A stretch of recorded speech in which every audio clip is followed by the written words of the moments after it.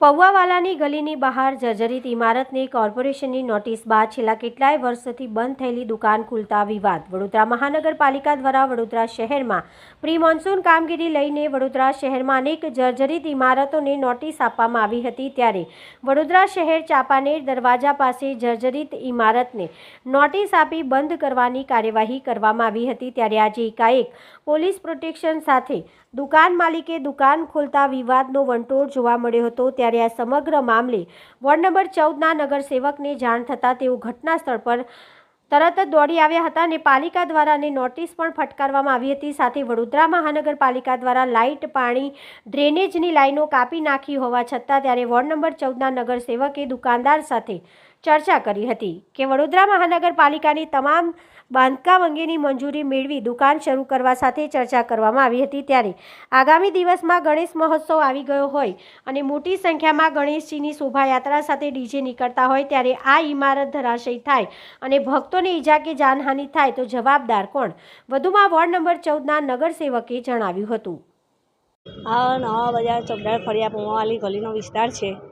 અમે એટલું જ કહેવા માંગીએ છીએ કે જ્યારે લોકો મોહરમ ચાલતું હતું તાજિયા ચાલ્યા ત્યારે કેમ એને ખબર ના પડી એને ઉતારવાની.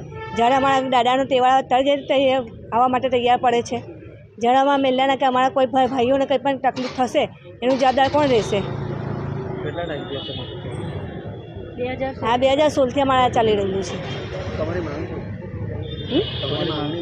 અમારી માંગણી એટલી જ છે કે જે પણ કરવું અમારા તહેવાર પછી કરે, દિવાળી પછી કરે. અમારે અહીંયા આગળ નવરાત્ર કરીએ છીએ, જન્માષ્ટમી કરીએ છીએ, ગણપતિ બેસાડીએ છીએ, બધા જ ઉત્સવ અમારે અહીંયા આગળના છે. આ જ મેલામાં અહીંયા આગળ જ કરીએ છીએ. અમારા મેલાના કોઈ પણ પોરના કંઈ પણ ભાઈને કંઈ પણ થશે તેનું જવાબદાર કોણ? એટલું જ અમે કહેવા માંગીએ છીએ. અમારા આટલો તહેવાર પતી જાવ પણ તમારે જે કરો તે કરો, કાયસ થશે જ. પૌવાવાલી ગલી નાકા પર એક જર્જરિત ઇમારતની આ લોકોએ અરજી કરી હતી. ઇમારત જર્જરિત છે. આજે ભાઈ પોલીસ પ્રોટેક્શન લઈને ખોલવા આવી ગયા હતા. અમે અહીંયા આવીને જાણતા સ્થાનિક રહીશોએ અમને ફોન કર્યો. અમે આવ્યા અને અમે એની પાસે તપાસ કરી. એની પાસે કોર્પોરેશનની કોઈ રિપેરિંગ કે પાયાથી બાંધવાની કોઈ પરમિશન છે નહીં. કોર્પોરેશન દ્વારા પાણીની લાઈન, ડ્રેનેજ લાઈન અને મીટર પણ એનું કાપી નાખવામાં આવેલું છે.